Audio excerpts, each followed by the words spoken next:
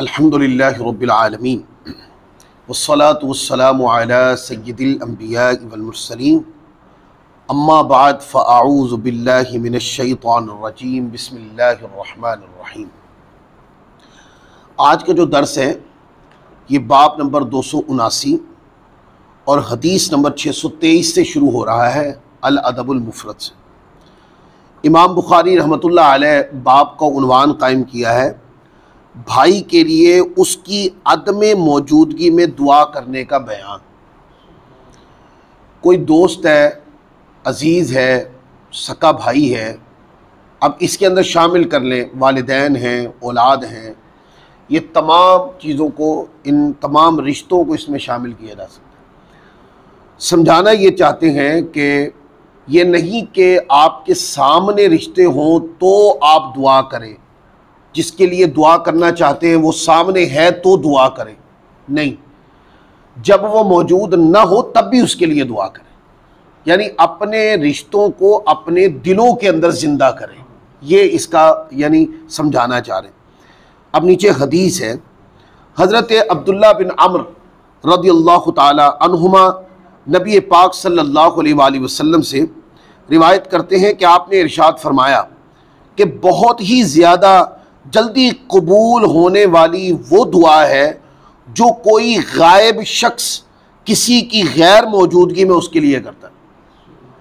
अब आप फजीलत सुन लें कि वो मौजूद नहीं है लेकिन आप उसके लिए दुआ कर रहे हैं अल्लाह से, उसके लिए किसी भी हुस्न किरदार की दुआ कर रहे हैं, हुस्न मुआशरत की दुआ कर रहे हैं, वसी रिज़्क की दुआ कर रहे हैं, उम्र में बरकत की दुआ कर रहे हैं, तो कहा कि ये वो दुआ है जो बहुत जल्द कबूल होती है। तो लिहाजा इसमें उन सारी दुआओं को शामिल कर लें कि कई ऐसे दोस्त मिलते हैं कि जब आप नमाज़ पढ़ने के लिए जा रहे होते हैं तो वो साथ कहते हैं कि भाई मेरे लिए भी दुआ कीजिएगा, हाजी साहब मेरे लिए भी दुआ कीजिएगा। तो बड़ा समझ के, नमाजी समझ के रिक्वेस्ट करते हैं ना दुआ करने की, तो वो जिस वक्त आप मस्जिद में दुआ कर रहे होते हैं वो मौजूद नहीं होते, तो उनके लिए दुआ ज़रूर करें। हो सकता है कि आपकी ज़बान से निकला हुआ कलिमा किसी का बेड़ा पार कर दे। और हदीस पाक ये बताती है कि गायब शख्स के लिए बंदा जब दुआ करता है तो दुआ कबूल होती है। फिर आगे हदीस नंबर 624 है, हज़रत शुरहबील बिन शुरैक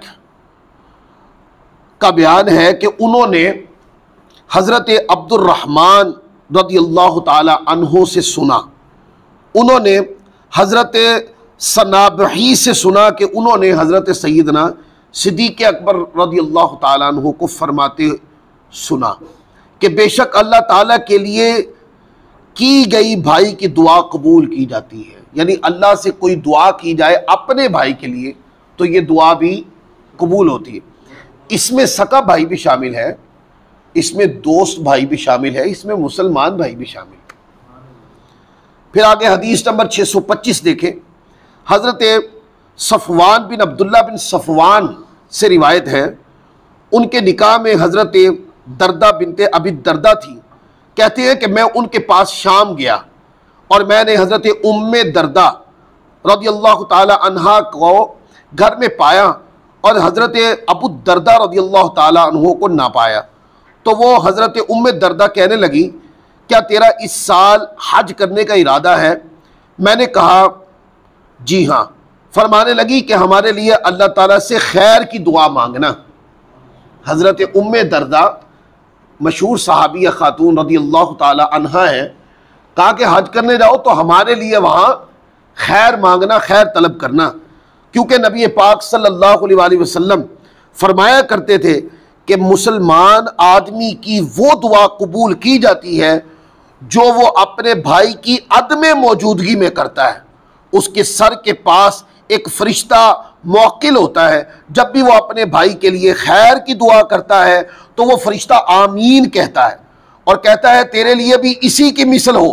कहते हैं कि हज़रत सफ़वान, बस मैं हज़रत अबू दर्दा रज़ियल्लाहु ताला अन्हु से बाज़ार में मिला तो उन्होंने भी इसी की मिसल बयान किया कि आका अलैहिस्सलाम ने इस तरह फरमाया था और मैंने ये नकल किया हुजूर से। अब इसमें चंद बातें हैं समझने वाली। एक ये कि जब कोई उम्रे पे जाए, हज पे जाए तो दुआ के लिए कहते हैं ना, तो ये कहना, ये सहाबा किराम आपस में ये तकल्लुम किया करते थे कि जा रहे हो वहां मेरे लिए खैर मांगना। और दूसरा फरमाया कि अपने भाई के लिए उसकी गैर मौजूदगी में उसके लिए दुआ करें। कितने लोग हैं जो हमें दुखड़े सुनाते हैं, हम बैठते हैं तो कितनों के गम सुनते हैं, कितनों की तकलीफ़ें सुनते हैं, कितनों की परेशानियाँ सुनते हैं, आइज़ा अकारिब की सुनते हैं, दोस्त अहबाब की सुनते हैं। तो जब आप दुआ के लिए हाथ उठाएं तो वो सब लोग गायब होते हैं, मौजूद नहीं होते वो आपके साथ। तो दुआ के लिए हाथ उठा के कहे मौला इन पर अपना करम फरमा, जिन्होंने भी आज जो भी दुखड़े मैंने सुने हैं ना किसी के, मौला सबको राहत अता फरमा दे, सबको सुकून इत्मीनान कल्बी अता फरमा दे, झगड़े हैं तो ख़त्म फरमा दे और कल्बी बातनी सुकून नसीब फरमा दे मौला इनको। और जिसको जो खैर तलब है मौला वो खैर उसका मुकद्दर फरमा दे, ये दुआ कर दे। कहते हैं कि जिस वक्त बंदा अपने भाई के लिए खैर मांग रहा होता है, अल्लाह ताला उसके सर पर एक फरिश्ता, एक मोक्कल फरिश्ता जो है वो कायम फरमा देता है। वो जब भी दुआ मांगता है अपने भाई की अदम मौजूदगी में भाई के लिए, तो फरिश्ता उसकी दुआ पे आमीन कहता है। और फरिश्ता वो मखलूक है कि जो गुनाह नहीं करते। तो आपको पता है गैर गुनाह करने वाली मखलूक जब दुआ पर आमीन कहेगी तो उसकी फजीलत का आलम क्या हो। और फिर आगे हदीस नंबर 626 देखें। हजरत अब्दुल्ला बिन अम्र रज़ियल्लाहु ताला अन्हुमा से रिवायत है, फरमाते हैं कि एक आदमी ने कहा ऐ अल्लाह मुझे बख्श दे। और हजरत मोहम्मद सल्लल्लाहु अलैहि वसल्लम को सिर्फ तो नबी पाक सल्लल्लाहु अलैहि वसल्लम ने इरशाद फरमाया बिलाशुबा तूने इसे यानी दुआ को बहुत से लोगों से रोक रखा है या रोक दिया है, मतलब ये अपना आप मांगा है और नबी पाक सल्लल्लाहु अलैहि वसल्लम का नाम लेके मांग लिए। तो कहा कि दुआ में इतनी कंजूसी क्यों है, बकिया भी तो तुम्हारे साथ, यानी आकल इस्लाम की बात की मुराद ये है कि तुम्हारे साथ कितने रिश्ते मुअल्लक हैं, तुम्हारे साथ कितनी दोस्तियां मुअल्लक हैं। अगर दोस्तों के साथ मुस्कुराहटों के तबादले हो सकते हैं तो दुआओं के तबादले क्यों नहीं हो सकते भाई। आइज़ा व अकारिब के साथ बैठकर मोहब्बत की बातें हो सकती है तो उनके लिए मोहब्बत भरी दुआएं क्यों नहीं हो सकती। इसी तरह बाकी, मतलब आप किसी ऑफिस में काम करते हैं, आपके कुलीग्स हैं, आप किसी इंस्टीट्यूट में तालीम देते हैं तो आपके वहाँ भी कुलीग्स होंगे, फिर आप किसी कारखाने में काम करते हैं तो आपके साथ काम करने वाले और भी मजदूर होंगे, या इसी तरीके से आपके मातहतों में ऐसे हैं तो सेठ को चाहिए अपने मातहतों के बारे में दुआ करें। और इसी तरह आप किसी इंस्टीट्यूट में काम करते हैं या इसके अलावा किसी डिपार्टमेंट में तो आपके साथ जितने भी कुलीग्स हैं उनके लिए दुआ करें। तो आप देखें ये दुआएं कबूल होती हैं। और दुआ में इस हदीस पाक से ये बात समझ में आई कि दुआ में कंजूसी कभी ना करें, और दुआ को जब करने लगे तो जल्दी से दुआ ख़त्म मत करें। रब से मांग रहे हैं, किसी दुनिया के बादशाह के से थोड़ी मांग रहे हैं जिसके बाद थोड़ा होगा तो ख़त्म हो जाएगा। अपने रब से मांग रहे हैं, रब के पास इतनी खैर है कि हम उसको गिन भी नहीं सकते, शुमार भी नहीं कर सकते और शुमार में भी नहीं आती वो। तो जब रब का ख़जाना इतना वसी है कि वो शुमार भी नहीं होता तो फिर हमारे मांगने में कंजूसी क्यों, थोड़ा क्यों, कम क्यों, अपने लिए क्यों, सिर्फ अपने कुंबे के लिए क्यों, अपने भाई के कुंबे के लिए, दोस्तों के कुंबे के लिए, अपने इज़्ज़ा व क़ारिब के लिए, मोहल्लेदारों के लिए, नवाजियों के लिए हमारी दुआ में वुसात होनी चाहिए। और वो कहते हैं कि जब बंदे की दुआ में वुसात होती है दूसरों के लिए बंदा खैर मांगने लग जाता है, फिर उसकी अपनी आरज़ुएं खुद ही बराना शुरू हो जाती हैं, क्योंकि वो अल्लाह की मखलूक की खैर खाई करने लग जाता है। और जो अल्लाह की मखलूक की खैर खाई करे अल्लाह ताला को वो बंदा पसंद है। फिर आगे देखें हदीस नंबर 627। हज़रत इब्ने उमर यानी हज़रत फ़ारूक आज़म रज़ियल्लाहु ताला अन्हु के साहबजादे रज़ियल्लाहु ताला अन्हुमा से रिवायत है, फरमाते हैं कि मैंने नबी पाक सल्लल्लाहु अलैहि वसल्लम से सुना कि आप एक ही महफिल में 100 मरतबा अल्लाह ताला से मग़फ़िरत तलब करते थे। अब ये उम्मत की तालीम के लिए है। आका अलैहिस्सलाम वो ज़ात है कि जिनकी शफाअत से गुनाहगार दोज़ख से निकल के जन्नत में जाएंगे। तो ये जुमले आका अलैहिस्सलाम के लिए, ये उम्मत के लिए है, ये उम्मत की तालीम के लिए है। 100 मरतबा हुज़ूर अलैहिस्सलाम ये दुआ करते, रब्बिग़फ़िरली वतुब अलैया वरहमनी इन्नका अंतत तव्वाबुर रहीम। ऐ मेरे रब मेरी बख्शिश फरमा, मेरी तौबा कबूल फरमा, मुझ पे रहम फरमा, बेशक तू तौबा कबूल फरमाने वाला, रहम फरमाने वाला। अब ये तर्जुमा बताता है कि ये हमारे लिए है, क्योंकि गुनहगार हम हैं, कमतर हम हैं, कमज़ोर हम हैं, गुनाहों की बख्शिश की ज़रूरत हमें है। तो ये कलिमात आका अलैहिस्सलाम के ये हमारे लिए है, ये तालीम उम्मत है। लेकिन हुजूर की सुन्नत ने बताया क्या कि अल्लाह ताला से एक बार ना मांगा करो, ज़्यादा मांगा करो। और कितना मांगा करो? 100 बार। तो हदीस पाक के अंदर ये है कि 100 बार हुजूर अलैहिस्सलाम की दुआ करते। तो हुजूर की सुन्नत क्या हुई कि 100 बार ये दुआ की करें। अब यहाँ थोड़ा सा तबसरा कर लूँ। बाज़ लोग गुफ्तगू करते हैं तो उस गुफ्तगू के अंदर ना उनके रवैये में, उनके अंदाज़े तबलीग के अंदर वो शायद फतवा के ऊपर इन्हिसार करना चाहते हैं। मैं समझता हूँ कि रहमत के पैगाम की तरफ आना चाहिए। मतलब एक मिसाल है, हमें आजकल ऐसे लोग भी मिलते हैं, जब हम दुआ की कसरत की बात कर रहे हैं, अपने रब से मांगने की बात कर रहे हैं, टूट के मांगने की बात कर रहे हैं, अपने दोस्तों की, आइज़ा और क़ारिब की, बहन भाइयों की, वालिदैन की खैर तलब करना चाहते हैं, तो हमारे सामने वो सारे फतवे भी होने चाहिए कि जिन लोगों को ये है कि उनको अभी भी फ़र्ज नमाज के बाद दुआ समझ में नहीं आती, उनको नमाज जनाजा के बाद दुआ समझ में नहीं आती। फिर इसी तरीके से कई, यानी ये किताबों में फतवे मौजूद हैं, वो किताबें भी मेरे पास मौजूद है। यानी मौलाना अलबानी बिन बाज जो थे, उनके फतावा में भी ये है कि वो कहते हैं कि मुझे ये सुन्नत किताब और सुन्नत से मिली नहीं है कि फ़र्ज नमाज के बाद दुआ मांगनी चाहिए। कुरान मजीद ने मुतलकन कह दिया कि अल्लाह फरमाता है मुझसे मांगो, मैं करीब हूँ, मुझसे मांगो। ठीक है, तो कब मांगो, कितना मांगो, ये तो कहा ही नहीं कुरान ने कहीं। तो भाई कोई नमाज के बाद मांगे, नमाज से पहले मांगे, फर्जों के बाद मांगे, नफलों के बाद मांगे, सुबह मांगे, शाम मांगे, चलते फिरते मांगे, बैठ के मांगे, हाथ उठा के मांगे, या दिली दिली में अपनी गाड़ी पे सवार है और चलता जा रहा है और दिली दिल में दुआ करता चला जा रहा है। ये सारी दुआएं उस कुरान मजीद की आयत के अमूम के तहत इस्तेहबाब में आएंगी। तो लिहाजा अपनी तबलीग से लोगों के सोच को छोटा ना करें, लोगों को अल्लाह ताला की बारगाह दिखाएं और लोगों के दिमाग में वुसात पैदा करें। फिर आगे देखें, आगे बाब नंबर 280 है और इमाम बुखारी ने इसका बाब का उन्वान कायम नहीं किया, और हदीस नंबर 628 है। अमूमी तौर पर जब हदीस की किताब पढ़ते हैं तो ऊपर एक बाब का उन्वान इमाम ने कायम कर दिया है, लेकिन उससे नीचे इमाम बाब तो बांधते पर उन्वान नहीं लगाते। तो इसका मतलब यह है कि यह जो बाब है इसका उन्वान कायम नहीं किया, ये ऊपर वाले बाब के तहत ही है। ये आता है हजरत अब्दुल्ला बिन उमर रज़ियल्लाहु ताला अन्हुमा से रिवायत है, फरमाते हैं कि मैं अपने मामला में हर चीज़ की दुआ करता हूँ, हत्ता कि अल्लाह ताला मेरी सवारी में वुसात पैदा फरमाए, यह भी दुआ करता हूँ, यहाँ तक कि मैं वो चीज़ देखता हूँ जो मुझे खुश कर देती है, यानी मेरी दुआ कबूल हो जाती है जो भी मांगता हूँ। यानी मैं अपनी सवारी तक के लिए भी दुआ कर देता हूँ कि मौला मुझे सवारी भी दे और बरकत वाली अता फरमा। हज़रत अम्र बिन मैमून हज़रत उमर रज़ियल्लाहु ताला अन्हु से रिवायत करते हैं, वो जो दुआ करते हैं उनमें से ये भी होती, ऐ अल्लाह मुझे नेकोकारों के साथ मौत अता फरमाना और मुझे बुरे लोगों में ना छोड़ना और मुझे बेहतरीन लोगों के साथ मिलाना। अब कितनी प्यारी दुआ मिल गई ना कि बंदा क्या, मौला मेरी मौत आए तो मुझे खैर पे मौत देना, अच्छे लोगों में मेरी मौत आए, कहीं ऐसा ना हो कि मैं बुरे लोगों में मर जाऊं और मेरी मौत का तमाशा बन जाए, तो मुझे अच्छों में मौत देना। अच्छों की सोहबत की जो मौत होती है, अगर उसमें 100 बंदों का कातिल माफ हो सकता है तो मैं तो इतना बड़ा गुनहगार नहीं हूं। अल्लाह।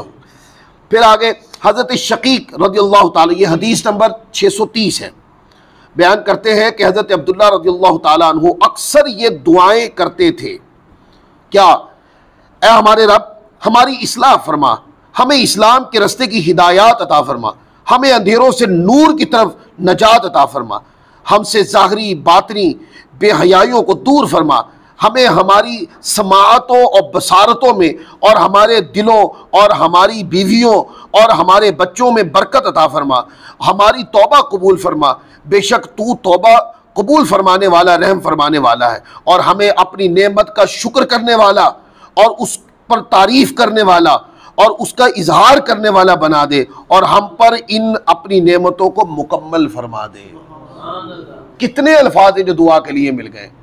शुक्र भी आ गया, तारीफ भी आ गई, ज़रूरियात भी मांग ली, बरकत की दुआ भी मांग ली, और भी कुछ। आप देखिए ये दुआ का छोटा सा टुकड़ा है, पर इसके अंदर दुनिया और आखिरत सब कैसे मांगते हैं पूरे का पूरा स्केच खींच दिया हज़रत अम्र बिन मैमून, हज़रत फ़ारूक आज़म रज़ियल्लाहु तआला की हदीस से। आगे हदीस नंबर 631 देखें। हज़रत साबित रज़ियल्लाहु तआला अन्हु से रिवायत है, कहते हैं कि हज़रत अनस इब्न मालिक रज़ियल्लाहु तआला अन्हु जब अपने भाई के लिए दुआ करते तो कहते, ऐ अल्लाह इसके हक़ में उन नेक लोगों की दुआ को शर्फ़ कबूलियत नसीब फरमा जो ना जालिम है ना गुनाहगार है, रात को क़याम करने वाले और दिन को रोज़ा रखने वाले। अब इसकी तशरीह की ज़रूरत नहीं है, हदीस पाक खुद अपना माना बयान कर रही है। फिर आगे हदीस नंबर 632 देखें। हज़रत अम्र बिन हुरैस रज़ियल्लाहु ताला अन्हु से बयान है कि मेरे साथ मेरी वालदा नबी पाक सल्लल्लाहु अलैहि वसल्लम की बारगाह में गई तो आप सल्लल्लाहु अलैहि वसल्लम ने मेरे सर पर हाथ फेरा और मेरे लिए रिज़्क की दुआ फरमा दी। अब ये बड़ों का एक तरीका है ना कि वो बच्चे करीब आते हैं तो प्यार से बच्चों के सर पर हाथ फेर देते हैं, और हमारे यहाँ पंजाबियों में तो ये ज़्यादा रिवाज है कि बड़ों से सर पे हाथ फिरवाते हैं बतौर बरकत, और बड़े छोटों पर शफकतन हाथ फेरते हैं। ये एक तरीका है। तो अगर कोई पूछे ये तरीका कहाँ, तो ये तरीका ऐन सुन्नत मुस्तफ़ा है कि बड़े छोटों पर ऐसा ही करें। तो दुआ फरमा दी। लिहाजा उसके साथ एक और चीज़ दाखिल कर ले, देखा गया है कि जो भी प्यार देते हैं, सर पे हाथ फेरते हैं, वो साथ ही बड़े दुआ भी दे देते हैं। उनका ये अमल ऐन सुन्नत मुस्तफ़ा के मुताबिक कि सर पे हाथ फेरे और साथ दुआ कर दें, वसी रिस्क बरकत वाले रिस्की की दुआ कर दें, उमर दराजी बिल खैर की दुआ कर दें, और इस तरीके से और भी दुआएं की जा सकती हैं। फिर आगे हदीस नंबर 633 देखें। हज़रत अनस इब्न मालिक रज़ियल्लाहु ताला अन्हु से रिवायत है, उन्होंने कहा या उनसे कहा गया बेशक आपके भाई आपके पास बसरा से आए हैं, और वो हज़रत अनस उस दिन जाविया यानी जगह का नाम में थे ताकि आप उनके लिए अल्लाह ताला से दुआ फरमाएं। तो उन्होंने दुआ की। अब मैं दुआ बाद में पढ़ता हूं, पहले इसको समझ लें। कहां से आए थे वो लोग अनस इब्न मालिक के पास? बसरा से। अब इस हदीस पाक का बैकग्राउंड देखें ना, तो मुझे लगता है कि ये तब की बात है जब अनस इब्न मालिक रज़ियल्लाहु ताला अन्हु कूफा में थे, क्योंकि आप कूफा में चले गए थे, और कूफा में इमाम आज़म अबू हनीफा रहमतुल्लाह अलैह ने आपकी ज़ियारत भी की थी, और 93 या फिर 95 या 91 या 90 में आपका विसाल हुआ, तो आप कूफा में थे। तो ये कूफा की गालिबन बात है। बसरा से कुछ शख्सियात चल के आई अनस इब्न मालिक को ढूंढते ढूंढते, और जब पूछा कि क्यों आए, उन्होंने कहा उनसे दुआ करवानी है। क्या कहा उनसे? तो वो अपने घर से चले किस नीयत के साथ? क्या अनस इब्न मालिक रज़ियल्लाहु ताला से दुआ करना।